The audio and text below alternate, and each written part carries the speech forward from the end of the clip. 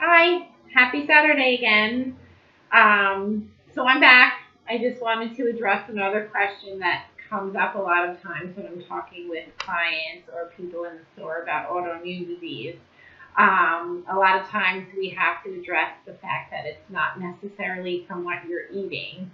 There's a million reasons why it's becoming a Western civilization epidemic. Part of it, I guess, the one thing I want to address is how we're getting it from things that we eat, but that's, things that are put in plastic, things that are put in cans, things that are unorganic. But also, I want to just kind of talk a few minutes about different environmental toxins and things that we think, potentially are good for us. I mean, 75% of the people who have certain autoimmune diseases are women. So it kind of shows a little bit about the differences between men and women and the stuff that we are being affected by a lot of our beauty treatments, our hair color, some of the things that we eat, the things we put on our body. For everybody, men and women, what we clean our houses with. Um, we don't, it's hard to understand how much poison and toxins are actually in our body. For one, our skin is truly the largest organ that we have. So just think of if I followed you through your entire day, from the time you get up in the morning, hopefully you didn't heat something up that was in plastic. But beyond that, it's just think of your morning routine. You take a shower, you wash your hair, you come out and you put makeup on, you may put body cream on, you put clothes on that you wash in certain detergent. Every bit of that is something that wound up inside your body. If someone in your house has cleaned the house and they've used something that's an unnatural product, you have breathed that in. That winds up in your body, in your intestinal system, it winds up going through your liver. So you can picture it kind of your body being and your detox systems being like a rain barrel.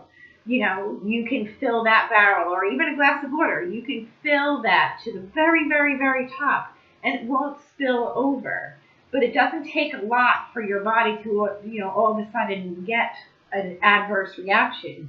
All it needs is that one extra drop, and that drop makes a spillover. Well, that's what's happening inside. There's just so many things that are coming our way every minute of every day, and unfortunately, there's a capacity where it becomes now an overload, and that settles somewhere because our body can't get it out fast enough, and it becomes toxic, and then it's going to settle somewhere as time goes on into an autoimmune disease.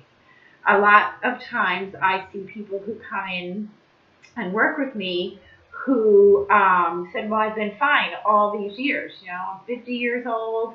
I've never had these issues before. But the more and more we talk, the more we realize, I've had this happen a couple of times.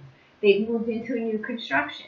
That new construction made them terribly sick because they've been bombarded by the smells and the chemicals, or the new carpet, or whatever is floating around in the air. But that's more extreme sometimes than the fact that you may use your same body cream, shampoo, makeup on your face, toothpaste, all of that stuff you may have used every single day for the last 20 years. But if you add that to going out on your lawn and it was just sprayed with pesticides, or you were drinking out of the wrong water bottles, it just takes that one thing to bring you over to the edge, and now your autoimmune disease is turned on. You have a gene for it, and then now we have to fix it, which can be done. I can't tell you that it goes away. Once turned on, you will consider yourself having an autoimmune disorder forever. That doesn't have to be scary. You can, you know, do certain things, change certain lifestyle habits, excuse me, and detox a lot of that stuff out so that you're not hovering around the threshold every minute of every day. And that's what I tend to try to tell people so they don't get this horrible, diagnosis of, well, I'm going to feel like this for the rest of my life. Once you bring your levels down to manageable, if one thing gets in here or there, you eat something you really shouldn't have eaten, or you may not trigger it. It's only then, if you really just, again, get to that threshold level. So anyway, there's the good news of the day. And have any questions, please just give me an email, because I tend to answer these questions every day, and I would like to do this over and over again because there's a lot of information that really needs to get out there. All right, have a good weekend.